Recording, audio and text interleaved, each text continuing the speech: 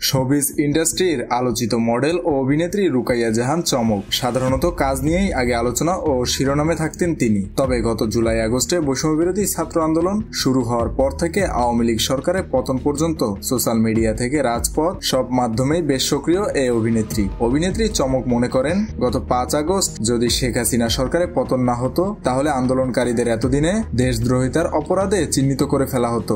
শুক্রবার দুপুর 2টায় Facebook verified পেজে এক স্ট্যাটাসে এ মন্তব্য করেছেন তিনি। এ সময় আওয়ামী সমর্থকদের সরাসরি সতর্ক করেছেন অভিনেত্রী। চমক তার স্ট্যাটাসে লিখেছেন, কোনো একটা নির্দিষ্ট রাজনৈতিক দলের প্রতি ভালোবাসা আর গোটা দেশকে ভালোবাসা এক জিনিস না, দুটোকে মিলিয়ে ফেলবেন না। তিনি লিখেছেন, স্বৈরাচার সরকার 5 আগস্ট পতন না হলে আমরা যারা আন্দোলনে নেমেছিলাম তাদের দেশদ্রোহিতার অপরাধে এতদিনে চিহ্নিত করে ফেলতেন।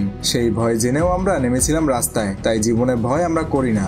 সবশেষে অভিনেত্রী লিখেছেন, মৃত্যু নিশ্চিত, সামনে আসলেও যেটা ন্যায় সেটাকে ন্যায়ই বলবো, যেটা অন্যায় সেটাকে অন্যায়। তাই যারা এখনো ভয় দেখানোর চেষ্টা করছেন তারা 2টা ঘুমের ওষুধ খেয়ে ঘুম দেন। নিজের মুরগির ন্যায় প্রাণ বাঁচিয়ে আজীবন বিড়ালের ন্যায় বেঁচে থাকুন। আমরা বাঘের ন্যায় একদিন বেঁচে থাকতে পারলেও গর্বিত।